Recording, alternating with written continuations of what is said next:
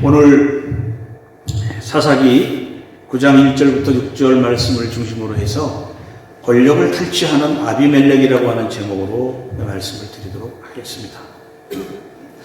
오늘 제가 드리는 말씀 가운데 몇 가지 특별한 단어들을 사용을 하게 될 것입니다. 이 단어들은 여러분들이 적어놓거나 잘 기억을 하셔서 한번 시간이 날 때 찾아보시면 좀 더 깊은 지식을 얻을 수가 있습니다. 오늘 우리가 함께 읽은 본문은 기드온이 죽고 난 후 그의 아들 아비멜렉이 스스로 이스라엘의 왕이 된 이야기입니다. 오늘 사사기 9장 1절부터 사실 49절까지는 읽어야 되는데요. 여기에 등장하는 아비멜렉은 쉽게 무너질 수 없는 어떤 남자의 능력 또는 힘, 이런 것으로 묘사되고 있습니다. 그래서 어떤 학자들은 이 사사기 9장의 말씀을 가지고 젠더로 있는 말씀, 이런 것으로 또 연구하기도 해요. 왜냐하면 이 아비멜렉이 오늘 말씀대로 강력한 힘을 가지고 사람들을 동원해서 왕위에 오르지만 최후는 연약한 한 여인의 한 사람에 의해서 죽음을 맞이하게 되거든요. 그런 면이 있습니다. 우리가 잘 알고 있는 대로 기드온의 부인이 아닌 첩의 자식인 아비멜렉은 그 힘을 이용해서 이제 무자비한 일들을 꾸미고 있습니다. 우리는 오늘 이 본문을 통해서 기드온의 아들 아비멜렉이라고 하는 그 인물을 통해서 몇 가지를 깊이 생각해 보려고 합니다. 첫 번째는 1절부터 3절은 아비멜렉의 전략이 아주 자세히 나타나고 있습니다. 본문은 아비멜렉이 기브온이 있었던 오브라라고 하는 그 동네에서, 집에서 세겜으로 가는 장면으로부터 시작을 하고 있습니다. 이 세겜은 뒷부분에 가서 조금 더 자세하게 말씀을 드리겠지만 예루살렘에서 북쪽으로 약 50km 지점에 있는 에발산과 그리심산 사이에 있는 도시이고 교통의 중심지입니다. 그리고 이 세겜은 믿음의 조상 아브라함 때부터 이스라엘 역사와 관련이 있는 도시로 나타나고 있습니다. 그리고 이 세겜은 이스라엘이 가나안 정복 후에 그 에브라임 지파의 기업으로 분배되었지만은 나중에 48개 지역으로 이제 레위인은 분깃을 받지 못하고 자기의 몫을 받지 못하고 이제 에브라임과 므낫세 지파가 하나씩 받거든요. 그러나 이제 레위 지파들은 여러 곳으로 분배되는 가운데에 이 세겜이 레위 사람이 거하는 그런 성읍이 되었습니다. 그러니까 이 세겜이라고 하는 성은 이스라엘 가운데에서 정치적으로, 교통으로 아주 중요한 위치를 점하고 있는 그런 도시였다, 이렇게 볼 수 있습니다. 그래서 이 아비멜렉은 세겜에는 누가 살고 있었는가 하면 아비멜렉의 어머니의 형제들, 그리고 외조부의 집안 식구들이 살고 있었는데요. 이 아비멜렉이 자신의 어머니에게 자신에 대해서 말하여 달라라고 하고 있습니다. 그러니까 오브라에 있는 기드온의 아들들은 70명이 있지만 자기는 현재 혼자잖아요. 그러니까 자신의 어머니, 자신의 고향이라고 말할 수 있는 그 외가인 세겜에 가서 외가의 영향력이 큰 그 지역에서 사람들에게 말을 해달라. 특별히 이 세겜이라고 하는 것은 발달한 문화를 가지고 있습니다. 그리고 정치적인 힘이 있는 지역입니다. 그래서 지난번 말씀에 이 세겜이라고 하는 지역이 에브라임이나 이런 지파의 일원의 사람으로 이 아비멜렉의 어머니를 생각하고 있지만 저는 그것이 아니라 다른 가나안 족속 중에 한 사람의 후손으로 이 기브온의 첩이 된 어머니라고 이렇게 말씀을 드렸습니다. 그러니까 이 세겜은 아비멜렉과 외가의 연고가 깊은 혈연들이 있는 지역입니다. 이것은 기드온의 그 정실 부인, 첫 번째 퍼스트 와이프죠. 퍼스트 부인들과의 사이에서 태어난 후계자 경쟁에서 먼저 선취권과 우위를 가지려는 전략적 차원의 생각이 들었습니다. 우리도 그렇지 않겠습니까? 나를 지지하는 사람들 쪽에 먼저 가서 호소하고 그렇잖아요. 여러분들도 SNS를 살펴보면 알겠지만 앞으로 지금 한국에서도 대통령 선거가 얼마 남지 않았잖아요. 이것 때문에 SNS를 보면 나는 누구를 지지한다 이렇게 지금 발표하고 선포하는 그런 일들을 우리가 볼 수가 있는데요. 아비멜렉은 그런 생각을 똑같이 하고 있는 것입니다. 그래서 아비멜렉의 이름은 나의 아버지는 왕이시다, 이런 뜻을 가지고 있다고 말씀을 드렸듯이, 그렇다면 내가 아버지의 뒤를 이어서 이스라엘의 왕이 되어야 하지 않겠는가, 이렇게 자신을 똑같이 생각을 했고 일치시켰을 것이다. 그래서 1절부터 3절에 보면 어머니 명칭이 3번 나오고 있고요. 그리고 8장에서 아비멜렉의 어머니는 아내가 아닌 첩으로 불려졌기 때문에 본문은 아비멜렉이 왕에 대한 정통성은 가지지 못할 것이라고 하는 것을 우리들에게 넌지시 알려주고 있습니다. 아마 그래서 아비멜렉은 더 왕권에 집착하게 되었지 않았을까라고 하는 생각을 하게 됩니다. 여러분, 역설적이지만 우리는 취약성, 이게 영어로는 vulnerable이라고 그러나요? vulnerability라고 그러나, 이 발음하기가 좀 어렵더라고요. 이 취약성이라고 하는 것, 약한 면을 가지고 있습니다. 즉 부족한 면을 가질 수 있다라고 하는 것이죠. 이것이 없는 사람들은 없습니다. 다만 드러내지 않고 꼭꼭 숨겨놓고 자기만 그 속에서 이제 호적되는 그런 사람들이 많이 있죠. 문제는 상대방의 취약성은 알고 싶고 궁금해하면서 나 자신은 그렇게 드러내고 싶지 않다는 그런 습성이 우리들에게 있다라고 하는 것이죠. 그런 면에서 아비멜렉도 분명히 약한 고리가 있었다. 즉 출생과 관련한 것이 약한 것이다. 그래서 이 기브온이 하나님으로부터 부르심을 받았을 때 제가 수치심에 관한 얘기를 말씀드렸잖아요. 참 어떻게든지 먹고 살려고 포도주를 내는 그 틀에서 밀국식을 하였던 그런 부족한 모습인 것처럼 아비멜렉은 자신의 출생이 약점이었을 뿐만 아니라 가족 내에서 인정받지 못한 이런 약점을 수치심, 취약성이라고 하는 것을 가지고 있었기 때문에 아비멜렉은 더욱더 왕권에 집착을 해서 자기가 정통성을 확보하려고 하는 전략적 방법을 선택하기 위하여 세겜으로 달려갈 수 있다, 이렇게 말씀드릴 수 있습니다. 그러나 우리는 이미 여호수아서를 다 읽어보셨듯이 자신의 취약성을 이겨내고 용기 있고 자신감으로 바꾼 신뢰가 분명히 있습니다. 그 예가 기생으로 불리워지는 라합입니다. 이 라합은 사실 우리가 지금도 기생으로 불려져 있지만은 그런 것들을 극복하고 이겨내어서 하나님의 언약 백성으로 들어간 그런 예가 있듯이 우리의 삶이 사실 취약하고 또 약한 부분은 있습니다. 또 누군가를 상대하고 누군가와 부딪혀야 한다면 이 부분은 피해갈 수 없는 부분이 분명히 있습니다. 그렇다면 우리는 이것을 꼭꼭 숨겨놓고 자신만이 그 속에 빠져서 허우적대기보다는 하나님께 솔직히 나를 드러내고 우리가 은혜와 용기를 구하듯이 나의 연약함을 억지로 포장해서 잘못된 모양으로 나타낼 때 사람들하고는 이게 삐그덕거리고 자신의 도둑된 모습을 통해서 관계가 악화되는 그런 모습으로 살아가기보다는 한 단계씩 신뢰를 쌓아갈 수 있는 시간을 내고 자신도 인정을 하고 남도 끝까지 붙잡아주는 노력이 필요할 때 우리는 그 취약성을 이길 수 있습니다. 아비멜렉은 세겜에 있는 형제, 그의 어머니의 형제죠. 그리고 그의 외조부의 집에 가서 그들과 매우 친밀하다고 하는 유대감을 강조하면서 설득과 선동을 동시에 진행하고 있습니다. 아지테이션이라고 하는 선동은 개인 또는 집단을 감정적으로 자극을 주어서 부추겨서 특정 단체나 개인이 원하는 일이나 행동을 행하도록 선전하는 행위를 우리가 선동이라고 말할 수 있습니다. 그래서 선동은 주로 부정적인 정보 조작을 통해서 이익을 얻으려고 벌이는 선전을 나타내는 말로 쓰여지고 있습니다. 여러분들이 잘 아시는 대로 대표적인 선전 선동가는 히틀러 시대의 요제프 괴벨스라고 하는 사람이 있습니다. 그 사람은 이런 말을 했습니다. 100%의 거짓말보다는 99%의 거짓말과 1%의 진실을 합친 것이 더 나은 효과를 보여준다라고 하는 것이죠. 그러니까 전혀 진실이 없는 것이 아니에요. 선동에는 약간의 진실은 들어가 있습니다.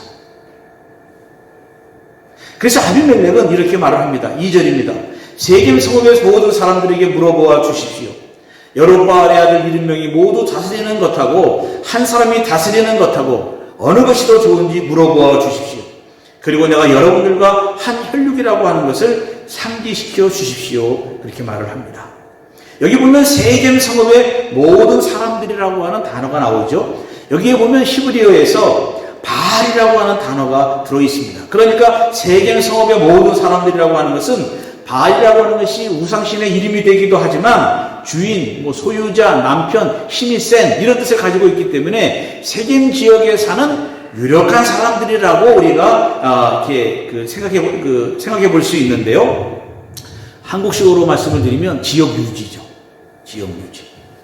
그러니까 아비멜렉은 어머니와 함께 세겜에 있는 지역 유지에게 내가 기드온에 이어서 왕이 되려고 하니 내 편에 서서 세겜에 있는 많은 사람들에게 영향력을 행사해 달라고 요청하고 있는 것입니다. 지금까지는 어머니의 출신인 이 세겜이 자기가 차별을 받는 원인이 되었지만은 이제는 그가 세겜을 다스릴 수 있는, 이스라엘을 다스릴 수 있는 합법성을 증명하는 기회로 이 아비멜렉은 아주 적극적으로 활용하고 있는 것입니다. 그렇다면 왜 이렇게 말을 하고 있는가? 이유가 있습니다. 첫째, 자기는 지금 차별을 받고 있다. 즉 여로보암의 아들 70명의 자식들과는 공정한 경쟁을 할 수가 없는 혈통, 그러니까 적자와 서자죠. 혈통의 차별을 받고 있다.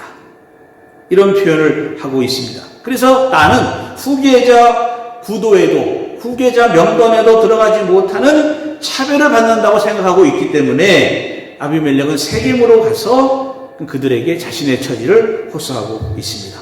두 번째는 실용적으로 선택을 하는 것이 좋다라고 세겜의 유력자들을 설득합니다.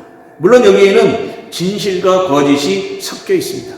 아까 선동에는 99%, 개별사가 99%의 거짓과 1%의 사실을 더해서 할 때 더 효과가 난다고 그랬잖아요. 그런 것처럼 여기에는 진실과 거짓이 섞여 있는데 이 사람들에게 70인의 지배를 받는 것이 좋겠느냐 아니면 한 사람의 지배를 받는 것이 좋겠느냐라고 물어봐 달라고 부탁을 하고 있는 것입니다. 70명의 아들들이 다스리는 것과 자신 한 사람이 다스리는 것 중에서 어느 것이 더 실용적인가를 묻고 있는 것입니다. 여러분, 우리나라 속담 중에 꽁 잡는 게 매라는 그런 속담이 있습니다. 이거는 뭐냐면 매의 목적은 오직 꽁 사냥에 달려있다라고 하는 것이죠. 그러니까 매는 꽁을 못 잡는 매는 만사 모든 것이 꽝이다, 아무것도 아니다 이런 표현이죠. 그런데 여기서 매라고 하는 것은 넓은 의미의 그 의미를 가지고 있는 단어예요. 무엇이든 어떻게 하여 했든지 간에 꽁을 잡았으면 그것을 매라고 여기자고 하는 뜻입니다. 그러니까 개가 뒷걸음질 치다가 꽁을 우연히 잡게 되었으면 그 개도 매가 된다는 것이에요. 그러니까 모든 수단이나 방법을 쓰든지 꽁만 잡으면 하루아침에 매가 될 수 있다는 것이 이 속담의 풀이입니다. 그래서 여러분, 실용적이라고 하는 것, 어떻게든지 성과를 내고 효율을 낼 수 있다고 하는 이 실용적인 단어가 무조건적으로 부정적인 것은 아니에요. 그러나 이것이 기독교 신앙과 신학과 접촉이 되었을 때 부정적이 될 수 있다고 하는 것입니다. 왜 그런가 하면 기독교의 본질을 외면하고 그 본질을 목적으로 하지 않고 수단으로 삼을 때, 조금 이따가 설명을 잠깐 드릴 텐데요. 그럴 때 기독교는 쇠퇴하게 되는 것입니다. 본질을 수단으로 잘못 사용할 때 실용적인 기독교는 반지성주의의 앞잡이가 되어서 사람들에게 외면을 받게 되는 거예요. 예를 들면 여의도 무슨 교회에 안티 코로나 바이러스 카드를 한국의 김모식이라고 하는 교수가 이것을 나누어 주었다고 해요. 이것을 강조하는 교회에서도 나누어 주면서 이 카드에는 면역 기능이 있다는 거예요. 그래서 면역을 강화시키고 염증이나 또 염증을 약화시키고 폐와 심장을 강화하는 물질의 파동을 담았다. 무엇이요? 자신이 나누어주는 카드가. 여러분들 납득이 되십니까? 이런 것들이. 어떻게 이런 것들이 버젓이 교회 강단에서 말씀을 했느냐 이 말이에요. 또 어떻게 해서든지 돈을 많이 벌어서 성공만 하면 된다고 하는 생각. 글쎄요, 이게 이런 말씀을 드려도 되려는지 모르겠지만 저도 아는 분이지만 이 지역뿐만 아니라 뭐 코스타라든지 뭐 이런 지역에 다니면서 성공한 실업인으로 소개도 되고 강의도 나가고 아주 큰 사업을 하는 이 지역의 어느 장로님이, 저도 몰랐어요. 저도 아는 분인데 1,100만 달러를 탈세를 해가지고 연방정보 감옥에서 21개월의 징역형을 받았다라고 합니다. 저도 1년 동안 몰랐는데 어떤 분하고 얘기를 하다 물어보니까 목사님 그것도 모르세요? 그분 지금 깜빵에 가 있습니다. 그러더라고요. 이런 일들이 어찌 이런 분에게만 있겠습니까? 그런데 이것이 한국교회 문제뿐만이 아니고 미국 교회도 이미 레이건 시대 이전부터 기독교 신학에 반지성주의의 물질이 들어오다 보니까 미국의 기독교도 쇠퇴를 할 수밖에 없는 원인 중에 하나가 이것이다라고 하는 것입니다. 합리적이고 성실한 신자인 것처럼 보이지만 교묘하게 하나님을 속이고 신자들을 속이는 행위가 바로 정직하지 못한 태도와 행위이고 실용적인 가르침입니다. 그래서 어느 교회에서는 질문을 허락하지 않는, 그래서 예와 순종만이 신실한 신자라는 잘못된 견해를 가지고 신앙생활을 하는 사람들이 많이 있습니다. 이것은 목양의 책임자인 교육자가 신학적 책임과 소명을 소홀히 한 까닭이고, 또 그런 말도 할 거예요. 가르쳐봐야 성도들이 모르거나 목사들을 우습게 할 수도 있다라고 하는 그릇된 생각이 있기 때문에 상당히 민주적이다, 신본주의다라고 이런 말을 하지만 전혀 합리적이지 못한 기독교의 형태가 많은 사람들로 하여금 교회를 나가게 하고 등지게 하는 원인이 될 수 있다라고 하는 것입니다. 저도 목회를 해보니까요, 같이 한 2, 3년 공부하고 노력하면은요, 아무런 학교의 경험이 없는 사람이라고 할지라도 그것을 알 수 있고 또 경험할 수 있는 그런 기회가 분명히 있다라고 하는 것입니다. 오늘날 교회 안에서 신학이 실종되어 버렸고 개혁교회라고 하면서 개혁되어야 할 교회가 되자고 하면서 16세기 또는 17세기 신학을 고수하면서 자기의 신학이 다른 신학보다 우월하다는 우물안의 신학이 교회를 망치고 있다라고 하는 것입니다. 신학과 신앙의 중심이 텍스트 중심의 인물인 예수 그리스도가 아닌 그것을 읽는 자신에게로 방향전환이 되어서 설교는 대체적으로 심리적인 설교나 자기 개발적인 설교가 중심이 되어 버렸습니다. 더 이상 예를 들면 마음이 불편하실까봐 더 이상 말씀을 드리지는 않겠지만, 이처럼 아비멜렉은 상당히 실용적인 생각을 가지고 지역 유지들에게 접근을 하였다. 세 번째는 자기의 편의에 따라 지역 연고를 사용했다라고 한 것입니다. 2절에 보면 너희의 권력임을 기억하라.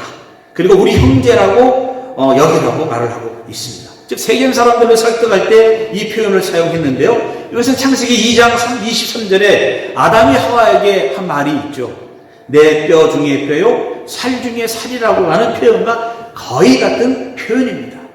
그러니까 아비멜렉이 세겜 사람들에게 당신들과 나는 정치 공동체 또는 운명 공동체라고 강조하면서 내가 왕이 되면 당신들과 권력을 함께 나눌 수도 있다라고 하는 미끼를 던진 것이다. 이렇게 생각해 볼 수 있습니다. 이 미끼를 던진다 그랬더니 갑자기 어떤 영화배우의 그 대사가 생각이 나네요. 안 나시는 분들은 그 영화를 안 보시는 분들이고, 이 전략은 큰 효과를 발휘했습니다. 혈안과 연고 중심의 세상에서는 합리적이고 공정한 경쟁이 들어갈 자리가 사실 없습니다. 한국에서도 오래전에 어떤 복집에서 우리가 남이 가라고 하는 말을 한 것이 밝혀져서 한동안 세상을 떠들썩하게 한 적이 있지 않습니까? 공정을 무시하고 지연과 혈연을 잊지 말라고 아비멜렉의 어머니와 형제들이 적극적으로 설득하고 선동한 것이 세겜의 유지들에게 먹혀 들었습니다. 이 세 가지가 아비멜렉이 취한 어떤 그 정권 탈탄의 그 전략이었죠. 그런데 더욱 중요한 것은 바로 이것입니다. 이 세 가지를 합친 것보다 더 중요한 것 뭐냐? 내가 나의 인생, 나의 운명, 그리고 권력을 결정할 수 있고 내가 그 위치에 있음을 스스로 확신하고 행동하는 나르시즘적인 아비멜렉의 생각입니다. 자기만족이죠. 그러니까 아비멜렉은 자기 이름이 의미하는 대로 자기의 꿈을 이루기 위해서 자기 결정권을 가지고 세겜으로 나갔다라고 하는 것입니다. 왜 그렇습니까? 아직 이스라엘에는 왕이 없었습니다.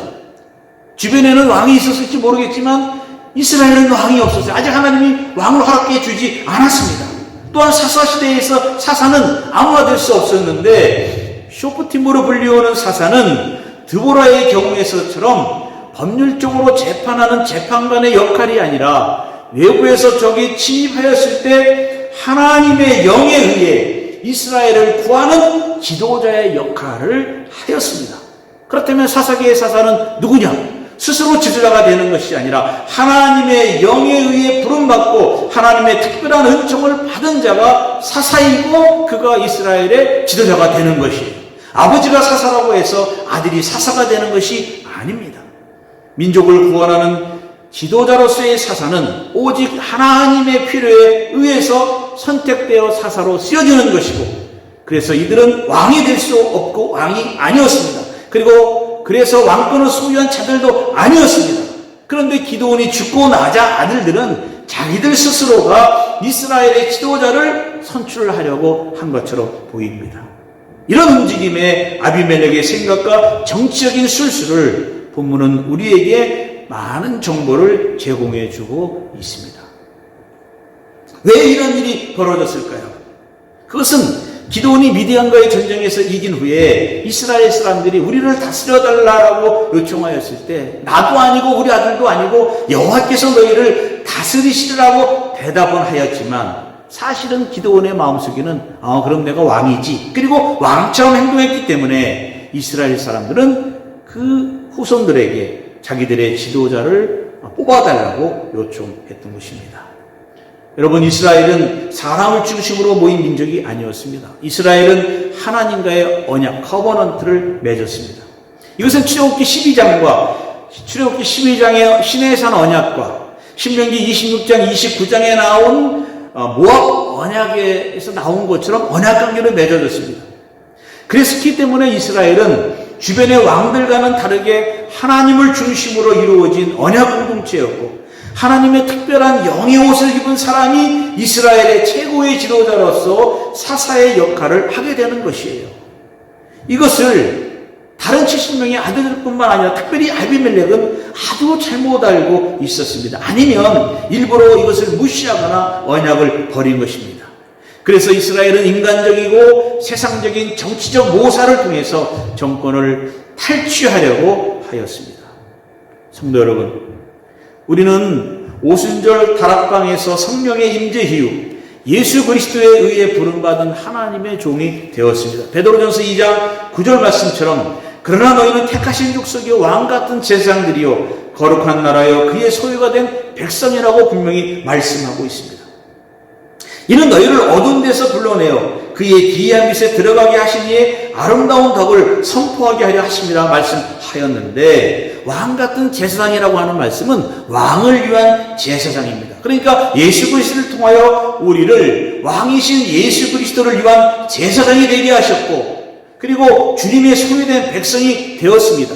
이것을 위해서 우리를 어두운 데서 불러내어서 빛의 나라의 자녀가 되게 하신 것은 우리들로 하여금 복음의 일꾼이 되게 하셔서 예수가 그리스도이심을 믿게 하시고 그 이름을 힘입어 생명을 얻도록 하신 것입니다. 그러므로 우리는 너무 부정적으로 자신을 없인 여길 필요도 없고 생각할 필요도 없습니다. 자신 있게 어깨를 펴서 사나 죽으나 우리의 위로가 되시는 주님을 바라보시기를 바랍니다. 저도 목회하면서 생활하면서 보니까요, 먼저 하나님께 지혜를 구하는 것이 우리들의 우선순위가 되어야 함을 많이 깨달을 때가 있습니다. 여러분도 그렇지 않습니까? 또 어떤 위기가 처했을 때 저 사람이 한마디만 해주면 될 것 같은데 그럴 때가 있잖아요. 그런데 일을 다 마친 후에 일의 과정을 더듬어 보면 사실 그런 일도 일어나지 않고 그런 사람도 별로 없어요. 정말 하나님께서 은혜를 우리에게 부어주셨기 때문에 그런 것이 이루어지게 됐음을 우리가 고백할 때가 사실 많이 있습니다. 이렇게 이제 아비멜렉이 생각을 한 다음에 두 번째는 4절부터 5절에 보면 권력을 탈취하는 아비멜렉의 모습을 보여줍니다. 어머니의 형제들이 나름대로 합리적인 설득을 하게 됩니다. 그것이 한 형제죠. 그래서 세겜의 유지들과 사람들은 마음이 아비멜렉에게로 기울어졌습니다. 이제 아비멜렉은 든든한 동조자들의 지지를 얻었습니다. 또 한 가지가 있습니다. 그런데 그것은 다름 아닌 정치 자금을 또 얻게 되었습니다. 우리 오늘날의 용어예요. 정치 자금이라고 하는 것이. 이 정치 자금은 아비멜렉을 지원하기도 하지만 정치 자금에는 반드시 무엇이 있습니까? 대가를 바라잖아요. 어떤 대가를 바라는 블랙머니였다. 그러니까 세겜의 사람들은 아비멜렉이 왕이 되면 자신들을 위해 영향력을 행사해 줄 것을 기대하면서 돈을 대어 주었습니다. 그러니까 아비멜렉이 진실한 모습을 가진 사람이었다고 한다면 받아서는 안 된 부정한 돈이었는데, 그런데 4절 상반절에 보면 바알브리 신전에서 은 70개를 내어 그에게 주매라고 말하고 있습니다. 이 돈의 출처가 어디였느냐? 바알브릿이었습니다. 이 바알브릿은 바알의 언약이라고 하는 뜻을 가지고 있습니다. 그런데 오늘 본문에 보면 여룹바알의 아들이라는 표현을 많이 쓰고 있거든요. 그러니까 어떻게 보면 지난주에도 말씀드렸듯이 성경 저자들이 단어 플레이를 하고 있는 거예요. 여룹바알, 바알브릿 이런 것들을 통해서 사사기의 저자가 전하려고 하는 어떤 시니컬, 좀 냉소적인 메시지가 담겨있다 생각하게 되는데요.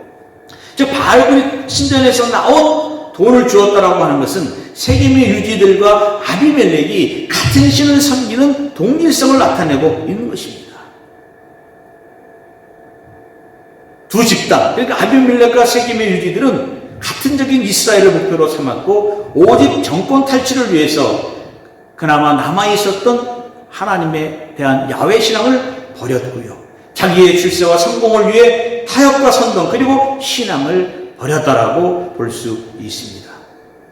그래서 아비멜렉은 세겜의 유지들이 바알브리 신전에서 은 70세겔을 준 것을 받아서 어떻게 쓰었느냐? 자기의 전략을 수행할 사람들을 돈으로 샀습니다. 70세겔을 보면 얼마인지 가치는 제가 찾아보진 않았지만 한 사람당 70명을 사거든요. 한 사람당 1세겔을 주고 산 건데 여기 보면 건달과 불량배들처럼 보이는 사람들을 매수했습니다. 아까 이 돈이 정치 자금이라고 그랬으니까 이것은 정치 깡패라고 말할 수 있죠. 우리 한국의 그 유튜브에 보시면 야인 시대를 이렇게 보시면은 이 정치 깡패 얘기들 이정재나 유지강 이런 사람들 나오잖아요. 정치 깡패들을 매수했습니다. 그래서 4절 하반절에 아비멜렉이 그것으로 방탕하고 경박한 사람들을 사서 자기를 따르게 하고 이렇게 묘사하고 있습니다. 그러니까 바알브릿의 돈으로 깡패들을 샀다. 그래서 아비멜렉은 오브라에 있는 아버지의 집에서 70명의 형제들을 함께 모인 곳에서 죽였습니다. 그 중에서 여룹바알의 막내인 요담만이 간신히 목숨을 건졌습니다. 기드온의 아들들은 힘 한번 써지 못하고 죽임을 당합니다. 여러분, 이와 비슷한 얘기가요, 그리스 로마 신화에도 많이 나옵니다. 시간이 나실 때 여러 가지 종류의 그리스 로마 신화가 많이 있으니까 한번 보십시오. 그리스 로마 신화에는 아버지를 죽이는 것과 형제를 살해하는 경우가 많이 나오는데, 특별히 공통점은 권력 확보를 위해서 형제를 죽이는 이런 권력 다툼 형태가 나오는데요. 중요한 것은 결말이 거의 비극으로 끝난다라고 하는 것입니다. 그러니까 아트레우스와 티에스테스 형제의 예를 들 수가 있는데, 미케네의 왕자를 놓고 대립을 벌이다가 대를 이은 복수의 비극을 뿌리게 됩니다. 또한 아버지를 살해하고 어머니와 결혼한 것으로 유명한 오이디푸스의 아들들의 경우도 비슷한 예라고 볼 수가 있습니다. 그렇다면 오늘 구약 성경 사사기에 나타나는 형제 살해의 사건도 결말은 어떻게 끝날 것이다? 비극으로 끝날 가능성이 크다. 그래서 서두에 제가 남성성을 나타내는 모습으로 아비멜렉을 묘사하고 있지만 아주 연약한 한 여자에 의해서 아주 간단하게 아주 쉬운 방법으로 아비멜렉은 죽음을 당하게 되어 있습니다. 자, 이런 것을 보면 아비멜렉의 최후도 행복하지는 않을 것이다. 그러나 본문에서 보면 기드온의 후계자 자리를 놓고 벌인 권력 탈취 사건은 아비멜렉의 일방적인 승리로 끝났습니다. 그러나 오늘 본문에서 의미 있게 생각해 볼 것은 아비멜렉이 형제들을 죽인 장소입니다. 스페이스와 플레이스라고 하는 의미를 요즘 도시를 연구하는 사람들은 이 구별들을 많이 생각을 하고 있는데요. 5절에 보면 그 장소를 한 바위 위라고 말을 하고 있습니다. 예를 들어서 우리가 흔히 알고 있는 신전은 특별한 장소로서 구별된 신의 장소를 나타내고 있습니다. 그래서 신전이라 그러면 벌써 우리가 이 예배당에 들으면서 마음이 경건해지고 좀 숙연해지잖아요. 그리고 생활의 중심이 되는, 그래서 우리가 항상 교회를 생각하고 생활하는 것처럼 그 당시에도 신전이라고 한다면 자신의 생활의 중심이 되도록 의식하는 장소로서의 의미를 갖습니다. 특별한 장소라고 하는 것이죠. 그래서 교회라고 하는 건물이 장소성을 갖기 위해서는 예수 그리스도를 고백하는 사람들과 그의 도를 따라 사는 사람들이 모여있는 곳이어야 의미를 가질 수가 있는 것이에요. 이것이 없으면 그냥 스페이스에 불과한 것이죠.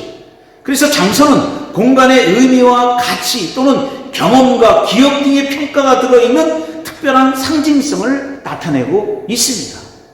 아무리 사람들이 많이 모여있어 이것이 교회라고 말한다고 할지라도 조금 전에 말씀드린 대로 예수 그리스도를 고백하거나 그의 도를 따는 사람들의 모습이 없는 그 사람들이 모여있는 장소는 교회라고 감히 부를 수 어렵다라고 말할 수 있습니다. 따라서 아비멜렉이 69명의 배다른 형제들을 죽인 바위는 아무 의미 없는 공간이 아니라 어떤 독특한 의미를 가지고 있는, 어떤 독특한 의미를 부여하고 있는 장소성을 가지고 있다. 왜냐? 고대 사회에서 어떤 물체는 존재의 힘을 잘 드러내는 상징으로 표현하고 있습니다. 그래서 돌이나 바위는 안정적이고 오래가는 성질을 나타내고 있고요. 바위는 성스러운 상징을 나타낸다라고 합니다. 그리고 바위나 큰 나무, 마지막 부분에 가면 상수리 나무라는 표현이 나오잖아요. 이런 나무들은 성스러운 장소여서 특별히 신과 연결되는 제2의 장소로 생각을 했습니다. 그러니까 바알신을 섬기는 세겜 사람들의 자금과 폭력배를 동원해서 이스라엘 왕자들을 죽인 장소가 바위인 것은 바알신을 섬기는 세겜 사람들의 욕망을 들어주겠다라고 하는 사인이자 약속의 표시로 거룩한 장소로 여겨지는 바위 위에서 사람들을 잡아 죽이는 인신 제사의 모습을 드러내고 있는 뜻깊은 장소성을 가지고 있다라고 말할 수 있습니다. 그래서 아비멜렉은 이 잔인한 행위로 세상 사람, 세겜 사람들과 권력을 공유하거나 신앙의 일체감과 확실하게 피로 맺은 관계가 되었음을 증명하고 있습니다. 그러나 하나님은 사람을 희생제물로 받으시는 분이 아닙니다.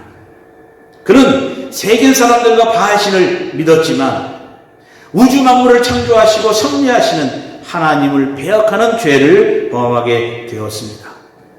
우리도 삶의 한가운데에서 별의별 일을 다 겪고 살아가고 있습니다. 어떨 때는 정말 신앙을 포기하고 싶을 정도로 힘들고 괴로울 때도 있습니다. 울부짖고 기도하지만 아무런 응답도 없고 신랄 같은 신처도 얻지 못하는 경우도 있습니다. 그래서 하나님의 뜻이 어디 있냐고 묻고 싶을 절망의 순간도 있습니다만 목사로서 저는 사이다처럼 속 시원한 말씀을 사실 드릴 수가 없습니다. 왜냐하면 저도 그럴 때가 많이 있거든요. 그래서 우리가 이렇게 고민하고 고뇌하는 것은 하나님의 뜻을 찾고 그 뜻대로 살려고 몸부림치는 마음속에 갈등이 다 있습니다. 그래서 어떻게 생각을 하고 무슨 결정을 내려서 행동할 때 그 동기가 무엇이고 그리고 목적은 하나님을 사랑하는 것, 수단은 삶의 방식이죠. 수단이 바뀌지 않도록 판단과 각오가 필요합니다. 이것이 분명하면 조금은 여백이 생기고 껄끄럽지 않은 자유를 얻게 되는 것입니다. 그러면 하나님이 나와 함께 하실 줄 믿고 결정한 그대로 쭉 밀고 나가면 하나님의 은혜가 임하게 되는 것이에요. 그래서 아비멜렉은 사실 목적과 수단을 거꾸로 사용을 했습니다. 결국 하나님의 뜻을 정면으로 거스르게 되었죠. 인생에서 최고로 여겨야만 하는 하나님의 사랑을 정권 쟁취라고 하는 탈취라고 하는 목적을 위해 수단으로 사용을 했고, 잘 사용해야 하는 수단을 쓰레기같이 여겼기 때문에 아비멜렉은 신앙에서 삶에서 처절하게 실패하였습니다. 자기의 힘을 최고로 보여주는데 왕으로서 되는데 성공을 하였지만 그의 최후는 몇 번 말씀드린 대로 허무하게 끝나버렸음을 우리는 9장을 끝까지 읽으면 분명히 알 수 있습니다. 마지막 세 번째는 6절에 보면 하나님을 잃어버린 아비멜렉입니다.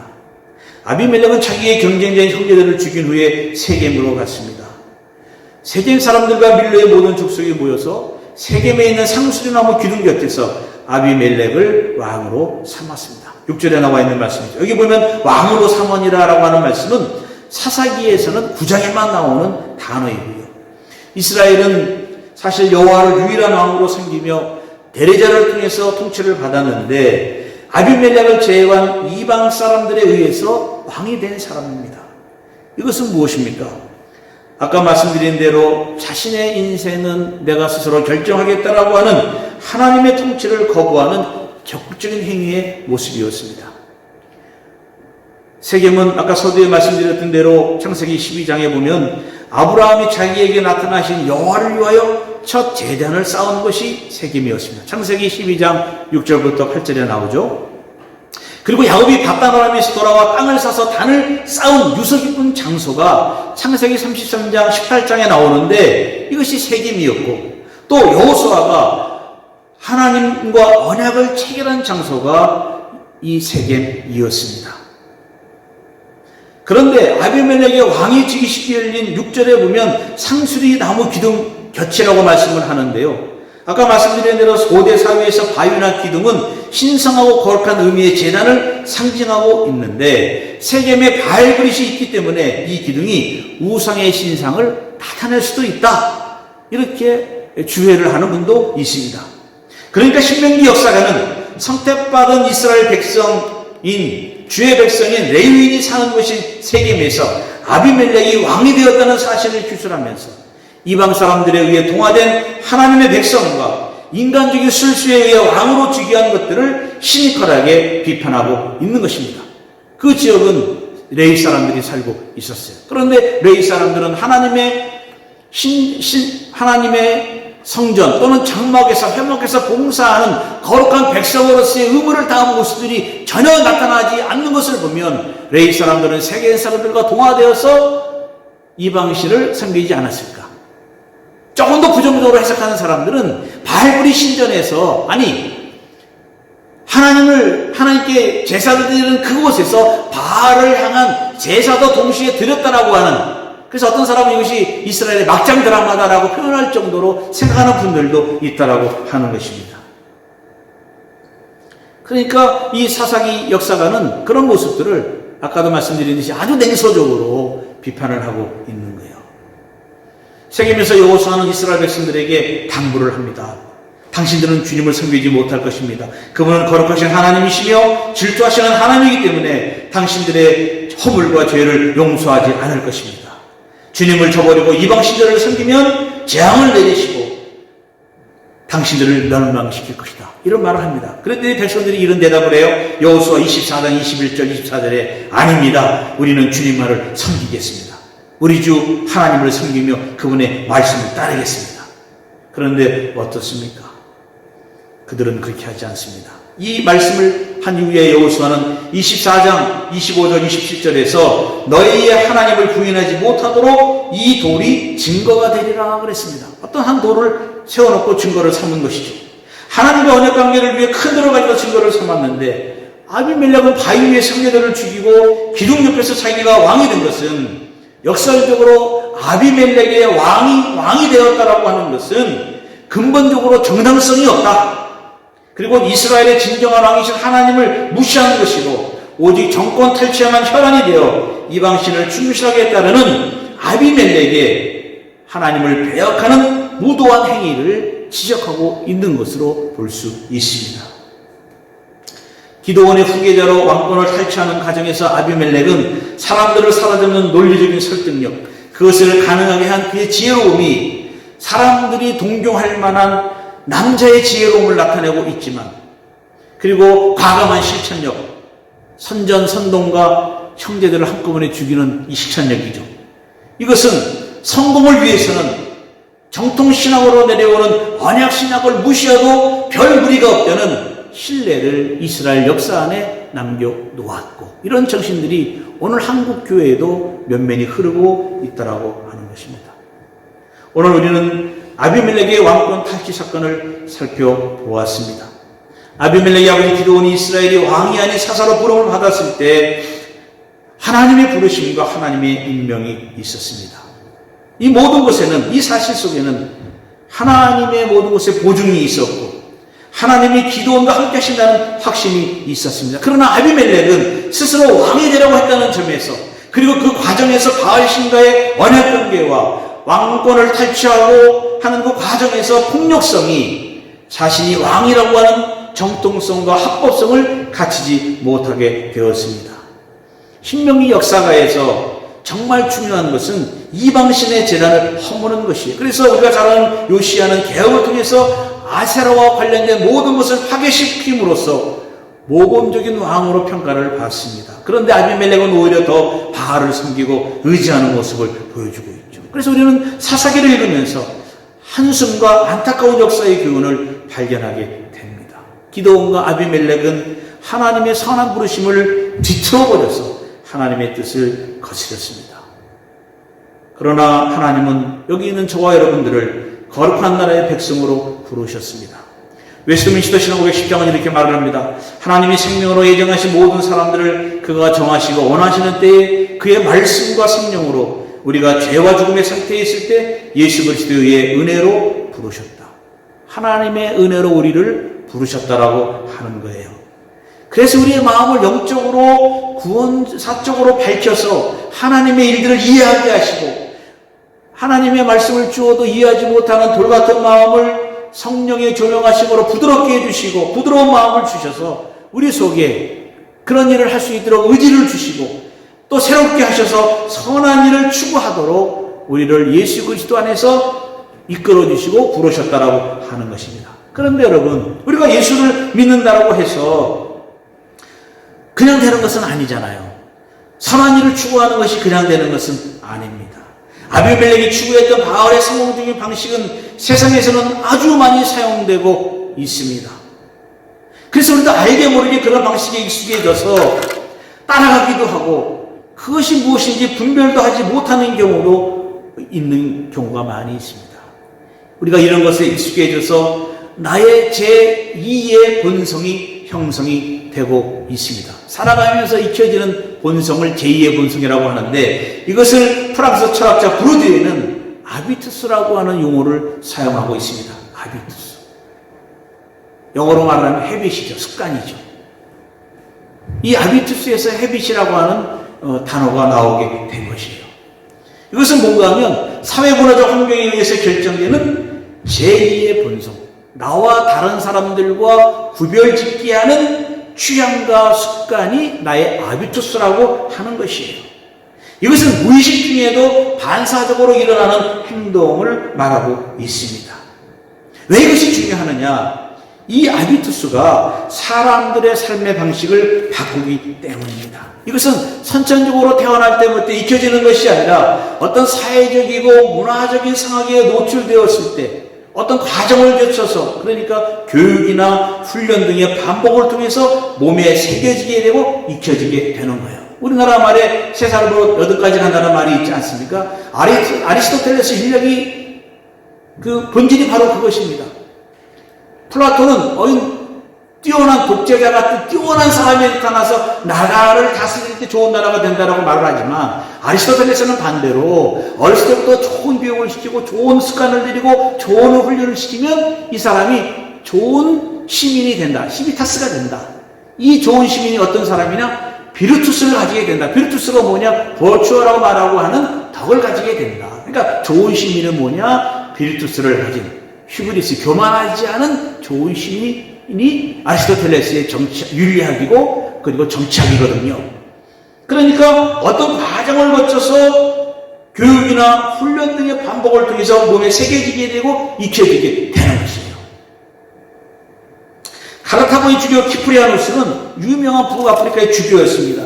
그가 240년대에 회심해서 신자가 되었는데 귀족에 다녔기 때문에 부유했고 도시적이었고 똑똑했고 수사하게 능했습니다. 화려한 연애와 고급스러운 옷과 맛있는 음식과 사람들의 환호에 익숙했습니다. 그런데 그가 예수를 믿고 나서 가장 어려워했던 것이 뭐냐? 그리고 가장 극복하려고 애를 썼던 것이 뭐냐? 그것은 바로 자기에게 익숙했던 세상의 아비투스. 귀족의 자녀로 태어나서 어울렸던 늘 좋은 것만 바라고 했던 이런 아비투스. 이것을 기독교적인 아비투스로 바꾸는 것이 가장 어려웠다라고 하는 거예요. 그래서 예수를 믿고 난 이후에 자기 절친에게 편지를 써서 이 문제에 대해서 고민을 했다라고 하는 것입니다. 내가 이런 화려한 아비투스를 벗어나서 어떻게 그리스도인의 아비투스를 지니고 살아가는 것이 가능할까? 매혹적이고 화려한 문화 속에서 살아가다가 어떻게 그리스도적인 도를 따라갈 아비투스로 바꿀 수 있을까? 바로 이것이 주님의 부르심에 신자는 고민해야 하고 삶의 방식, 지난주에 말씀드렸던 삶의 폼을 바꾸어야만 하는 당위성이 있다라고 하는 것입니다. 예수 믿으면 그냥 바뀌어주는 것이 아니라고 하는 것이에요. 끈질긴 노력과 훈련 끝에 바알의 방식이 아닌 그리스도의 제자로서의 삶의 방식을 익히는 노력이 필요한 것입니다. 교회만 온다고 해서 그냥 되는 것이 아니에요. 내가 예수를 그리스도라고 고백한다고 해서 모든 것이 다 끝나는 것이 아니라는 것이 아닙니다. 내가 지금 믿은 이 신앙, 그리고 내가 출석하는 이 교회에서 나의, 여러분들의, 우리들의 아비투스를 바꾸어야 한다라고 하는 것입니다. 어제도 이 설교를 준비하면서 한국은 이제 주일이잖아요. 그래서 여러 큰 교회들의 설교들을 쭉 막 들어보았습니다. 그랬더니 대부분 아이스 브레이킹이라고 그러잖아요. 서론에 들어가는 말씀이 뭐냐면 리바이스의 성공 대박, 아마존의 신뢰, 이런 것들이 설교의 주요 소재가 되는 현실 속에 우리들이 들어가 있습니다. 하나님의 사랑의 목적과 인간의 수단을 바꾸어버린 세속적인 성공, 물론 성공을 해야 되겠죠. 그러나 성공을 위해서는 불법적인 과정도 인정되는, 그리고 세상의 온갖 폼을 가지고 사는 것이 바람직한 신자의 모습처럼 여기는 교회의 아비투스가 오늘날 신자들을 죄송합니다만 버려버렸다, 이렇게 말을 할 수 있습니다. 우아하고 멋있는 것이 보기에도 좋지만 그런 것은 교회 밖에는 더 많이 있고 성공한 사람들은 교회 밖에 더 많이 있습니다. 근데 그런 것을 따라가려고 부추기고 있고 그것을 닮아가려고 노력하고 있지 않습니까? 그래서 우리는 나의 아비투스를 바꿔야 되고 폼을 교정하고 바꿔야 합니다. 두렵고 떨리는 마음으로 나에게 잘못 형성된 삶의 습관을 자각하고 하나님 앞에서 하늘의 은혜를 구할 때에 바뀔 수 있는 용기가 생기게 되는 것이에요. 따라서 우리는 내 마음을 다시 재정렬, 리어레인지먼트 또는 리오리엔티드 해야 된다라고 말씀을 드립니다. 우리의 사랑과 지혜과 욕망을 참된 진리이신 예수에게로 향하도록 해야 한다는 것이죠. 그 이유는 예수 그리스도는 우리의 바람과 사랑과 갈망을 지속적으로 자신에게 향하도록 원하시기 때문에 그렇다라고 하는 것입니다. 여러분, 오늘 아비멜렉의 권력을 탈취하는 이 과정을 말씀을 드리면서, 그렇다면 우리의 인생, 나의 인생의 목적이 무엇인가? 우리는 의식적으로 진지하고 깊게 다시 생각해 보아야 하겠습니다. 그러면 이 새로운 아비투스와 폼을 형성하기 위해서 세상에서 겪게 되는 아픔이 있을 수 있습니다. 그 아픔 속에서 우리는 기쁘고 멋있게 하늘의 위로를 분명히 받게 될 줄로 믿습니다. 기도하겠습니다. 하나님 아버지, 은혜를 감사합니다. 불법적이고 하나님으로부터 인정받지 못한 성공, 왕권은 우리를 향하여 흥미있게 도전시키고 있지만, 그러나 우리의 삶의 주인이시고 사나저거나 우리의 위로이신 주님을 바라보는 우리 귀한 주님의 종들이 될 수 있도록 붙들어 주시고, 내가 앞으로 이 신앙을 가지고 설교로 다짐했다라고 한다면 잘못 형성된 나의 아비투스를 훈련과 예배와 공부를 통해서 바꾸어 나갈 수 있도록 용기를 주시고 결단력을 허락해 주시옵소서. 한 주간도 세상에서 살아갈 때 주님의 은혜와 주님의 사랑을 체험하는 주님의 종들 되게 하시고, 또 마음속에 육체적으로 불편한 분들 하나님 임자여 주셔서 낫게 하여 주시고 축복해 주시옵소서. 예수님의 이름으로 기도하옵나이다. 아멘.